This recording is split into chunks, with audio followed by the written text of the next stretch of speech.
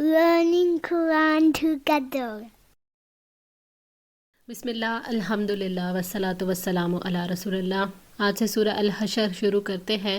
یہ مدنی صورت ہے، اس کے 3 رکوع اور 24 آیات ہیں۔ بسم اللہ الرحمن الرحیم۔ سبح للہ، تسبیح کی ہے اللہ کے لیے، ما فی السماوات و ما فی الارض، ہر چیز نے جو آسمانوں میں ہے اور جو زمین میں ہے، وہو العزیز الحکیم، اور وہی سب پر غالب کمال حکمت والا ہے۔ کائنات کی ہر چیز اللہ تعالیٰ کی تسبیح بیان کر رہی ہے، ہر چیز اللہ تعالیٰ کی حمد اور اس کی عبادت کر رہی ہے۔ وہ اس کو ہر اس وصف سے پاک قرار دے رہی ہے جو اس کی ذات کے لائق نہیں، کیونکہ وہ ہر چیز پر غالب ہے، کوئی اس کی نافرمانی نہیں کر سکتا، نہ اس سے بچ سکتا ہے۔ وہ اپنے احکامات اور تخلیق میں حکمت رکھنے والا ہے، اس کا کوئی کام بھی بیکار نہیں ہے۔ اللہ تعالیٰ نے ہر قسم کے اسباب سے جو وہ مومنوں کو فراہم کرتا ہے اپنے غلبے کا احساس دلایا۔ اللہ تعالیٰ ایسے اسباب پیدا کرتا ہے جن کی وجہ سے وہ اسلام کے دشمنوں کو تباہ کرتا ہے۔ یقیناً وہ العزیز ہے، اپنی حکمت کے تحت ایسے حالات پیدا کرتا ہے جس کی وجہ سے کام اپنے انجام تک پہنچتا ہے۔ اللہ تعالیٰ ہر طرح کی تدبیر اختیار کرنے میں حکیم ہے۔ هو الذی، وہی ہے جس نے اخرج الذین کفروا، نکال دیا ان لوگوں کو جنہوں نے کفر کیا، من اہل الکتابی، اہل کتاب میں سے، من دیارہم، ان کے گھروں سے، لاول الحشر، پہلے حشر میں۔ یعنی وہ اللہ تعالیٰ ہے جس نے یہود بنو نذیر کو نکال دیا تھا جو محمد صلی اللہ علیہ وآلہ وسلم کی نبوت کا انکار کرنے والے تھے۔ مدینہ آنے کے بعد نبی صلی اللہ علیہ وآلہ وسلم نے ان سے عہد لیا تھا کہ آپ سے جنگ نہیں کریں گے، لیکن انہوں نے صلح کی شرائط کی خلاف ورزی کی اور معاہدہ توڑ ڈالا۔ انہوں نے آپ کے قتل کی سازش کی اور چکی کو چھت سے گرا کر آپ کو قتل کی سازش تیار کر لی۔ آپ پر وحی نازل ہوئی جس میں آپ کو اس سے آگاہ کر دیا گیا۔ آپ نے یہودیوں کو پیغام بھجوایا کہ 10 دن تک مہلت ہے، مدینہ خالی کر دو، اس کے بعد جس کو مدینے میں دیکھا جائے گا اسے قتل کر دیا جائے گا۔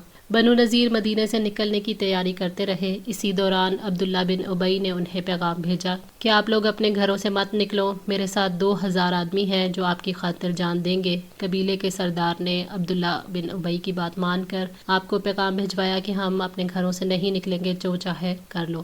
نبی صلی اللہ علیہ وآلہ وسلم کو اللہ تعالیٰ نے ان پر فتح عطا کی۔ آپ نے انہیں مضبوط قلعوں سے باہر نکال کر جلا وطن کیا، ان میں کچھ شام اور کچھ خیبر کی طرف چلے گئے۔ پہلے اکٹھ یا پہلے حشر سے مراد پہلی جلا وطنی ہے۔ ما ظننتم، تم نے گمان نہیں کیا تھا، ان یخرجوا، کہ وہ نکل جائیں گے، وظنوا، اور انہوں نے بھی یہ سمجھا، انہم مانعتہم، کہ بے شک بچانے والے ہیں انہیں، حصونہم، ان کے قلعے، من اللہ، اللہ تعالیٰ سے۔ مسلمانوں کو یہ خیال تک نہیں تھا کہ وہ لوگ اپنے گھروں سے نکل جائیں گے۔ بنو نذیر کے لوگ بھی یہی سمجھ رہے تھے کہ اتنے مضبوط قلعوں کے ہوتے ہوئے ہمیں کوئی نقصان نہیں پہنچا سکتا۔ انہیں اپنے قلعوں پر بڑا غرور تھا، جس کی وجہ سے انہوں نے گمان کیا کہ کوئی ان پر قابو نہیں پا سکے گا۔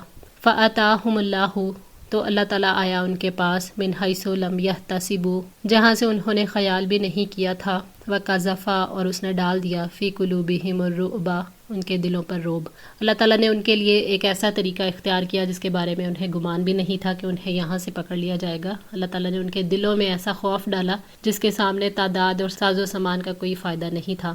بنو نذیر کو عبداللہ بن ابی نے پیغامات بھیجے تھے کہ تم نے مسلمانوں کے سامنے نہیں جھکنا، ہم تمہارے ساتھ ہیں، لیکن اللہ تعالیٰ نے ان کی ہمت کو ہی توڑ دیا۔ اسی وجہ سے ان پر سخت دہشت اور گھبراہٹ طاری ہو گئی۔ انہوں نے تمام اسباب اور وسائل ہونے کے باوجود ہتھیار ڈال دیے، صرف اس شرط پر کہ وہ جتنا سامان لے جا سکتے ہیں انہیں لے جانے دیا جائے۔ اس طرح جلا وطنی کا سلسلہ ممکن ہوا۔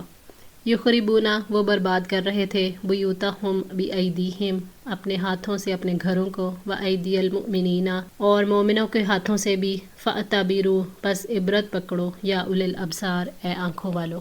یہودیوں نے نبی صلی اللہ علیہ وآلہ وسلم سے اس شرط پر مصالحت کی کہ ہمارا خون نہ بہائیں، ہمیں ترک وطن منظور ہے، آپ ہمیں اجازت دے دیں کہ ہمارا اونٹ جتنا سامان لے جا سکتے ہیں ہم اسے لے جائیں۔ آپ نے ترس کھا کر انہیں اجازت دے دی۔ اس بنا پر انہوں نے خود اپنے ہاتھوں سے اپنے گھروں کی چھتوں کو اکھاڑا اور ان کی کڑیاں اور دروازے بھی اونٹوں پر لاد کر لے گئے۔ انہوں نے خود اپنے ہاتھوں سے اپنے گھر برباد کیے اور قلعے منہدم کرنے پر مسلمانوں کو لگا دیا۔ وہ اپنے قلعوں اور گھروں کو برباد کرنے میں خود مددگار بن گئے۔ تو اللہ تعالیٰ نے فرمایا اہل بصیرت کے لیے، یعنی معاملات کی گہرائی میں اتر جانے والی بصیرت اور کامل عقل والوں کے لیے عبرت ہے، عبرت حاصل کرو۔ پہلا سبق یہ ہے کہ اللہ تعالیٰ دلوں پر اختیار رکھتا ہے، اس نے دلوں کو مغلوب کر دیا، اور دوسرا یہ کہ جب کسی کی مہلت عمل ختم ہو جاتی ہے تو اللہ تعالیٰ پھر اسے اپنے شکنجے میں کس لیتا ہے، پھر کوئی مدد فائدہ نہیں دیتی۔ ولولا ان كتب اللہ علیہم الجلاء، اور اگر اللہ تعالیٰ نے ان پر جلا وطنی نہ لکھ دی ہوتی، لعذبہم فی الدنیا، تو وہ دنیا میں انہیں لازماً عذاب دیتا، ولہم فی الآخرۃ عذاب النار، اور آخرت میں ان کے لیے آگ کا عذاب ہے۔ یعنی اگر اللہ تعالیٰ نے لوح محفوظ میں ان کے لیے جلا وطنی نہ لکھی ہوتی تو دنیا میں ان کی سزا اور عذاب ضرور آتا، مثلا ان کے بچے قتل کروائے جاتے یا ان کی عورتیں لونڈیاں بنا دی جاتی۔ ان کے لیے آخرت میں جہنم کا عذاب ہے، جس کے عذاب کی سختی کا علم اللہ کے سوا کسی کو نہیں۔ اللہ تعالیٰ کا عذاب سب سے بڑا اور سخت ہے۔ ذالک بانہم، اس کی وجہ یہ ہے کہ بلا شبہ انہوں نے شاق اللہ و رسولہ، اللہ اور اس کے رسول کی مخالفت کی، ومن یشاق اللہ، اور جو بھی اللہ کی مخالفت کرتا ہے، فإن اللہ شدید العقاب، تو یقیناً اللہ تعالیٰ اسے سخت سزا دینے والا ہے۔ اللہ تعالیٰ کی طرف سے ان کے لیے دنیا میں جلا وطنی اور آخرت میں آگ کا عذاب اس لیے ہے کہ انہوں نے اللہ اور اس کے رسول کی مخالفت کی، ان سے دشمنی رکھی، ان کے خلاف سازشیں کی اور جنگ کی اور ان کی نافرمانی میں لگے رہے۔ اللہ تعالیٰ کی یہ سنت اور عادت ہے کہ جو اس کی مخالفت کرتے ہیں اللہ تعالیٰ انہیں سخت سزا دیتا ہے۔ ما قطعتم، جو بھی کاٹا تم نے، من لینتن، کھجور کا درخت، او ترکتموہا، یا چھوڑ دیا تم نے اسے، قائمتن، کھڑا، علی اصولہا، اس کی جڑوں پر، فباذن اللہ، تو اللہ تعالیٰ کی اجازت سے ہی تھا، ولیخزی الفاسقین، تاکہ وہ نافرمانوں کو رسوا کرے۔ جب نبی صلی اللہ علیہ وسلم نے بنو نذیر کا محاصرہ کر لیا تو انہیں خوف زدہ کرنے کے لیے آس پاس کے کھجوروں کے درخت جلانے کا حکم دیا۔ بنو نذیر نے اپنا ایک نمائندہ بھیجا آپ کے پاس کہ آپ تو فساد سے روکتے ہیں، اب یہ کیا ہوا ہے؟ اس پر اللہ تعالیٰ نے یہ آیت نازل کی کہ اگر مسلمانوں نے کھجور کے درخت کاٹے ہیں یا انہیں باقی رکھا ہے تو اللہ تعالیٰ کے حکم سے ہے، تاکہ اللہ تعالیٰ کی اطاعت سے نکلنے والوں کی رسوائی ہو، تاکہ دنیا میں ان کی بے بسی پوری طرح ظاہر ہو کہ وہ اپنے باغات کو بھی نہ بچا سکے۔ وما افاء اللہ، اور جو لوٹایا اللہ نے، علی رسولہ منہم، اپنے رسول پر ان میں سے، فما اوجفتم علیہ، پس نہیں دوڑائے تم نے اس پر، من خیل، کوئی گھوڑے، ولا رکابن، اور نہ اونٹ، ولکن اللہ یسلط، لیکن اللہ تعالیٰ مسلط کرتا ہے، رسلہ علی من یشاء، اپنے رسولوں کو جس پر چاہتا ہے، واللہ علی کل شیء قدیر، اور اللہ تعالیٰ ہر چیز پر پوری قدرت رکھنے والا ہے۔ یعنی بنو نذیر سے جو مال اللہ تعالیٰ نے تمہیں دیا ہے، یہ مال تمہیں مشقت اٹھائے بغیر ملا ہے، نہ تم نے لشکر اکٹھے کیے، نہ گھوڑے دوڑائے، بلکہ اللہ تعالیٰ نے یہودیوں کے دلوں میں رعب ڈال دیا۔ یہ اللہ کی قدرت کاملہ ہے، نہ اس سے کوئی بچ سکتا ہے، نہ کوئی قوت رکھنے والا اس کے مقابلے میں غالب آ سکتا ہے، یقیناً وہ ہر چیز پر پوری قدرت رکھنے والا ہے۔ ما افاء اللہ علی رسولہ، اور جو بھی اللہ تعالیٰ نے اپنے رسول کی طرف لوٹایا، من اہل القریٰ، بستی والوں میں سے، فللہ وللرسول، تو وہ اللہ تعالیٰ کے لیے ہے اور رسول کے لیے، وَلِذِی الْقُرْبَىٰ، اور رشتہ داروں کے لیے، وَالْیَتَامَىٰ وَالْمَسَاکِینِ، اور یتیموں اور مسکینوں کے لیے، وَابْنِ السَّبِیلِ، اور مسافروں کے لیے، کَیْ لَا یَکُونَ، تاکہ نہ وہ ہو، دولتاً، گردش کرنے والا، بین الاغنیاء منکم، تم میں سے دولت مندوں کے درمیان۔ یعنی وہ تمام ملک جو بغیر کسی جنگ کے فتح کیے جائیں، ان کا مال اللہ تعالیٰ اور اس کے رسول یا امام کو ہی ملے گا۔ مال فے کا حکم یہ ہے کہ یہ مال مجاہدین میں تقسیم نہیں ہوتا، یہ سارے کا سارا اللہ اور اس کے رسول کا ہوتا ہے، یعنی یہ مسلمانوں کے بیت المال کے لیے ہے۔ اس مال کو 5 حصوں میں تقسیم کرنا ہے، ان میں سے پہلا حصہ اللہ اور اس کے رسول کے لیے ہے جو مسلمانوں کے مصالح عامہ میں خرچ ہوگا۔ دوسرا حصہ نبی صلی اللہ علیہ وسلم کے رشتہ داروں کے لیے، اس سے مراد بنو ہاشم اور بنو عبد المطلب ہیں، بنو عبد المناف اس میں شامل نہیں ہوں گے۔ تیسرا حصہ محتاج یتیموں کے لیے، چوتھا مساکین کے لیے جو اپنی حاجت اور ضرورت پوری نہ کر پاتے ہوں، اور 5واں حصہ مسافروں کے لیے ہے، یعنی وہ لوگ جو اپنے وطن سے کٹ کر رہ گئے۔ فے کے مال کے یہ حصے اس لیے مقرر کیے ہیں تاکہ مال صرف دولت مندوں کے درمیان نہ گھومتا رہے اور بے بس مصیبت زدہ لوگوں کو کچھ نہ ملے، معاشرے میں دولت گردش کرتی رہے تو وہ ترقی کرتا ہے۔ وما آتاکم الرسول، اور جو کچھ رسول تمہیں دے، فخذوہ، تو وہ لے لو، وما نہاکم عنہ، اور جس چیز سے تمہیں روک دے، فانتہوا، بس رک جاؤ۔ یہ آیت دلیل ہے کہ نبی صلی اللہ علیہ وسلم جو کچھ لے کر آئے ہیں اس کی اتباع کرنا بندوں پر فرض ہے اور اس کی مخالفت جائز نہیں ہے۔ حضرت ابو ہریرہ سے روایت ہے کہ نبی صلی اللہ علیہ وسلم نے فرمایا، جب تک میں تم سے یکسو رہوں تم بھی مجھے چھوڑ دو اور سوالات نہ کرو، کیونکہ تم سے پہلے کی امتیں اپنے غیر ضروری سوال اور انبیاء کے سامنے اختلاف کی وجہ سے تباہ ہو گئی۔ بس جب میں تمہیں کسی چیز سے روکوں تو تم بھی اس سے پرہیز کرو، اور جب میں تمہیں کسی بات کا حکم دوں تو بجا لاؤ جس حد تک تم میں طاقت ہو۔ صحیح بخاری 7288۔ वत्तक़ु अल्लाह, और अल्लाह ताला से डरो, इन्न अल्लाह शदीदुल इक़ाब, यकीनन अल्लाह ताला सख्त सज़ा देने वाला है। अल्लाह ताला से डर जाओ और उसकी और उसके रसूल की नाफरमानी ना करो और उसके अजाब से डरो। जो कोई तकवा छोड़ कर अल्लाह की नाफरमानी करता है तो अल्लाह ताला उसको सख्त अजाब देने वाला है। लिलफ़ुक़रा इल मुहाजिरीना, फ़ुक़रा के लिए जो मुहाजिर हैं, अल्लज़ीना उख़रिजू मिन दियारिहिम, वो लोग जो निकाले गए अपने घरों से, व अमवालिहिम, और अपने मालों से, यब्तगून फ़ज़लन मिनल्लाह, वो अल्लाह ताला का फ़ज़ल चाहते हैं, व रिज़वानन, और रज़ा, व यंसुरून अल्लाह व रसूलहू, और अल्लाह और उसके रसूल की मदद करते हैं। उलाइका हुमुस सादिकून, यही सच्चे लोग हैं।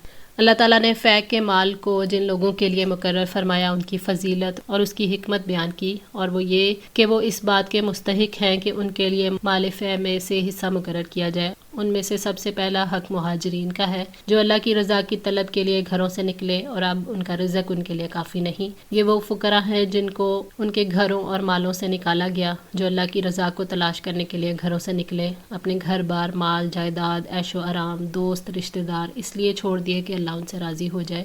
ये लोग अल्लाह ताला के दीन के पासबान हैं, मुहाफ़िज़ हैं, वो अल्लाह के दीन की तालीम देने और उसको फैलाने के लिए लगे रहते हैं। यही लोग हैं जिन्होंने ईमान के तकाज़े के मुताबिक नेक अमाल किए, और वो बड़े सच्चे लोग हैं जिन्होंने वादा पूरा किया। वल्लज़ीना तबव्वउ, और जिन्होंने जगह बनाई, अद्दार वल ईमाना, उस घर में और ईमान में, मिन क़ब्लिहिम, उनसे पहले, युहिब्बूना मन हाजरा इलैहिम, वो मोहब्बत रखते हैं उससे जो हिजरत करे उनकी तरफ। वला यजिदूना फ़ी सुदूरिहिम हाजतन, और वो नहीं पाते अपने सीनों में कोई हाजत, मिम्मा ऊतू, उस चीज़ की जो वो दिए गए, व यूसिरूना अला अनफुसिहिम, और वो उन्हें अपने पर तरजीह देते हैं, वलौ काना बिहिम खसासतुन, अगरचा खुद उनको सख्त ज़रूरत होती है। इस आयत में अल्लाह ताला ने इंसार की कमाल दर्जे की फ़जीलत बयान की जो मुसलमानों के हिजरत करके मदीने आने से पहले बैत उक़बा में ईमान ला चुके थे। अल्लाह ताला ने उनकी उस मोहब्बत का जिक्र किया जो ईमान वालों से थी। उन्होंने कैसे मुहाजिरीन को गले लगाया, उनकी आबादकारी के लिए बेमिसाल अख़ुवत की मिसालें कायम की, उन्हें अपने घर बार, माल, जायदाद में शरीक किया। इंसार मुहाजिरीन की फ़जीलत पर हसद नहीं करते। अल्लाह ताला ने मुहाजिरीन का जिक्र पहले किया जिस पर इंसार रश्क नहीं करते थे क्योंकि वो साफ़ दिल के थे। उनकी सिफ़त उनका इसार है। इसार सखावत का कामिल दर्जा है। जब इंसान खुद ज़रूरतमंद हो उस वक़्त अपना माल दूसरे पर ख़र्च करना बहुत बड़ी खूबी है। वमन यूका, और जो कोई बचा लिया गया, शुहा नफ्सिही, अपने नफ्स के बुखल से, फ़उलाइका हुमुल मुफ़लिहून, तो वही लोग फ़लाह पाने वाले हैं। कोई भी इंसान अपने नफ्स की हिर्स से नहीं बच सकता जब तक अल्लाह ताला उसको तौफीक ना दे। ये अल्लाह ताला की बड़ी रहमत है। कामयाब लोगों की खसूसियात में से बहुत बड़ी खसूसियत है।